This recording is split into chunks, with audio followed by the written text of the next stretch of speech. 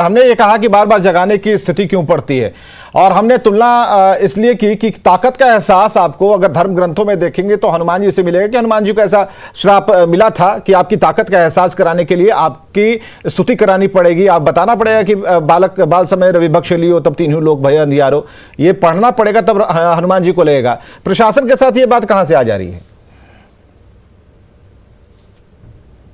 नहीं, प्रशासन के साथ भी ये बात लागू होती है। अब सूबे के मुखिया अगर सक्रिय हो गए या एक्टिव हो गए या उन पर आरोप लगे कि जहरीली शराबों से इस तरह से मौतें हो रही हैं बिहार में, इतनी बड़ी बड़ी खेपें सब बिहार में आ रही हैं, इतनी बड़ी बड़ी खेपें पकड़ी जा रही हैं, और जब लोकतंत्र में तो विपक्ष हमलावर जब होता है, समाज हमलावर होता है, तो सत्ता की नींद टूटती है, लगता है कि हाँ चीज़ें कहीं हमसे छूट रही है।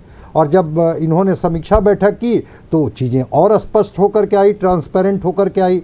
और स्वाभाविक है कि जो एग्जीक्यूटिव बॉडी है ये तो यही प्रशासन के लोग हैं, ठीक है, उनकी जिम्मेवारियां अधिक हो सकती हैं, उनके जिम्मे काम अधिक हो सकते हैं, लेकिन एग्जीक्यूट तो इन्हीं के माध्यम से कराना है।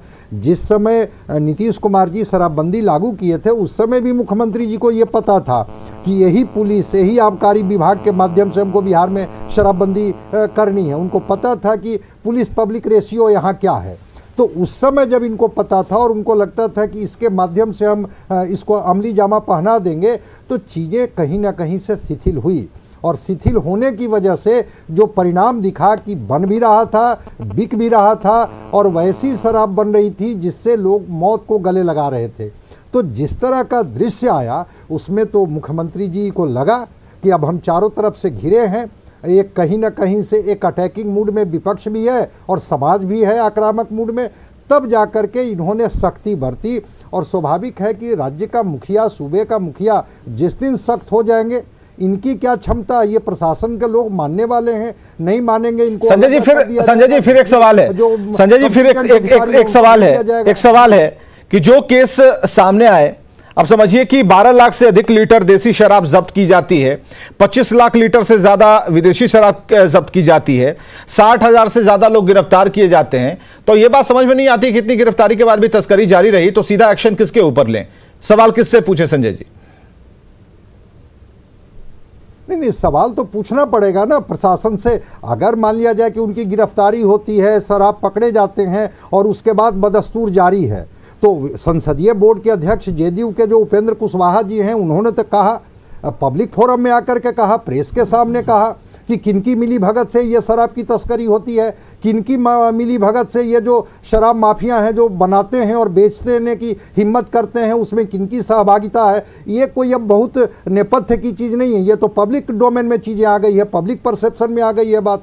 तो वहाँ पर तो सरकार को सख्त होना होगा कि अगर लगता है कि उनकी मिली भगत की वजह से हम शराबबंदी पर पूरी तरह से कामयाब नहीं हो पा रहे हैं, तो अगर मुख्यमंत्री जी सख्त हुए हैं तो परिणाम, फिर अच्छे परिणाम भी सामने आएंगे, और अच्छे परिणाम के मिल भी रहे हैं। जिस तरह से खेपें पकड़ी जा रही है, जिस तरह से तस्कर पकड़े जा रहे हैं, जिस तरह से शराब पीने वाले पकड़े जा रहे हैं, परिणाम तो दिख गया। समीक्षा बैठक हुए कितना दिन हुआ है और परिणाम हम लोगों के सामने है। आज जो ये दृश्य दिख रहा है, क्या 4 महीना पहले ये दृश्य दिख रहा था क्या? तो मुख्यमंत्री जी सख्त हुए, दिख जाना चाहिए था।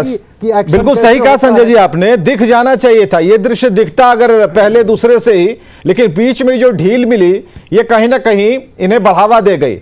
ये एक्शन वाली जो तस्वीरें हैं 2 दिन 3 दिन से लगातार हम तक पहुंच रही हैं, और कई ऐसी तस्वीरें जो अभी छूट गई हैं, अभी उनका शामिल होना इन तस्वीरों में बेहद जरूरी है। राजेश राठौर हमारे साथ बैठे हुए। राजेश जी, शराबबंदी का समर्थन करेंगे नहीं करेंगे, इन सब सवालों से आगे बढ़ते हैं। क्या आपको भी ऐसा लगता है कि प्रशासन यहां पर, प्रशासन की ढिलाई यहां पर है? देखिए विवेक जी, हम विपक्ष में है तो सिर्फ मेरा काम आलोचना करना नहीं है। अगर सरकार और प्रशासन अगर उत्कृष्ट कार्य और बेहतर कार्य करे तो सराहना करना भी मेरा धर्म बनता है।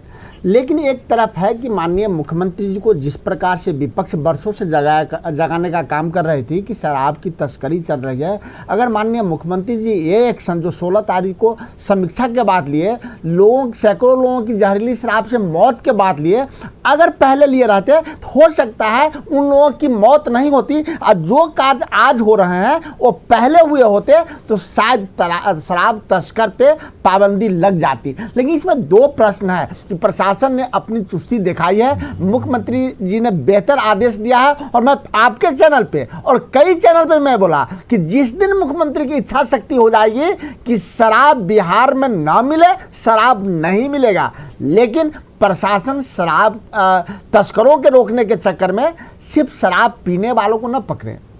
शराब पीने वालों को पकड़ना अच्छी बात है, लेकिन उसके जड़ में कहीं शादी हो रहा है, कहीं विवाह हो रहा है, कहीं दुल्हन बैठी है, उसके लिए वह सब महत्वपूर्ण दिन है, उनको तबाह न करे। और सबसे ज़्यादा जरूरी है कि शराब बिहार में आ कहाँ से रहा है। अभी जो तस्कर लोग हैं, जो प्रमुख तस्कर है, वहाँ तक प्रशासन की हाथ नहीं गई है। लेकिन जिस प्रकार से मुख्यमंत्री जी सजग हैं इस बार, अगर सजग रहे तो मुझे विश्वास है कि बिहार में शराब नहीं मिलेगा। लेकिन अगर यह एक दिखावा हुआ, आईवास हुआ, मुख्यमंत्री के समीक्षा के बाद जगना, आपको ऐसा क्यों लगता है? क्योंकि मुख्यमंत्री आपको ऐसा क्यों लगता है राठौर जी कि ये सिर्फ दिखावा आईवास ही है?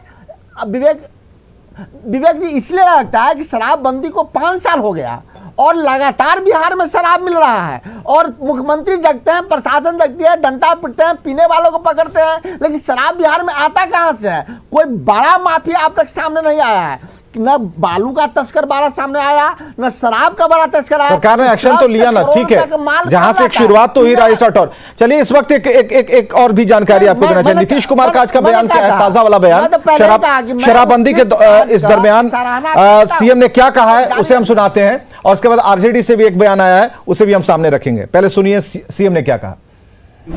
लेकिन ये जिम्मेवारी उन्हीं को दी गई है, प्रशासन को और पुलिस को, सबको, कि एक एक चीज को देखिए, और जगह जगह पर इस तरह का जो करते हैं तो हर तरह से जो शराब पीने का, शराब का उपलब्ध करने का, ये बिल्कुल गलत चीज है और अनैतिक है, बिल्कुल गैर कानूनी है। तो इस पर रोक लगाना है और लोगों को जागरूक करना। कुछ लोगों को भय पैदा हो गया, चिंता हो रही है। नहीं, भय नहीं, ये तो खुशी होगी। आप देखिएगा अभी जो इसका जो शुरू हो रहा है और जो अभियान चलेगा, आप देखिएगा कुछ समय के बाद हम लोग समय तय करके पूरा का पूरा अभियान हम लोग सब जगह विभिन्न जगहों पर जाएंगे। कम से कम 10-12 जगह पर हम लोग जा करके एक एक चीज पर बातचीत करेंगे। चलिए, नीतीश कुमार ने जो कहा उसके बाद देखिए अब आरजेडी के में से क्या आवाज आई। और मैं वादा करता हूं सार्वजनिक रूप से, जिस दिन कोई बड़ा से बड़ा पदाधिकारी शराब पीते हमारा पकड़ा जाएगा, मैं तत्काल उनको दल से निष्कासित और बर्खास्त कर दूंगा। हम लोग इसके सख्त विरोधी हैं, हम गांधी को मानने वाले हैं। चलिए, नीतीश कुमार तो सामने है, लेकिन आरजेडी ने अपने मैनिफेस्टो में शामिल नहीं किया। लेकिन अब आरजेडी को ऐसा लगता है कि भाई हमें आगे आना पड़ेगा। और जगदा बाबू ने जो आज कह दिया बात कि आज के बाद अगर कोई भी पकड़ा गया शराब का सेवन करते हुए, किए हुए, तो तुरंत के तुरंत बाहर हो जाएंगे आरजेडी से। चलिए, एक बात तो अच्छी है कि बिहार में शराब के खिलाफ बयार चल रही है।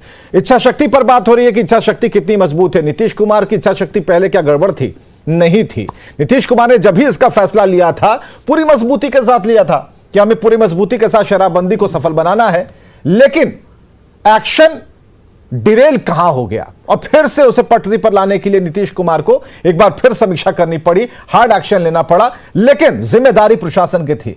प्रशासन ने आखिर क्यों नीतीश कुमार का साथ नहीं दिया? नीतीश कुमार के लोग ही नीतीश कुमार का साथ क्यों नहीं दे रहे हैं? इस शराबबंदी पर सवाल यह है, हमें जरा जानना होगा बीजेपी के नेता से, क्या बात ऐसी रह गई, क्यों सपोर्ट नहीं मिल पा रहा? आप इस बात को समझ पा रहे हैं? देखिए विवेक जी, मैंने अभी भी चर्चा किया कि एक तो पंचायत चुनाव लगातार चल रहे हैं 2.5-3 महीने। नहीं, छोड़ दीजिए, 2 महीने वाली बात छोड़ दीजिए। दूसरा है कि बिहार, थोड़ा और आगे चलिए। ना बिहार की सीमाएं देखिए, आप भी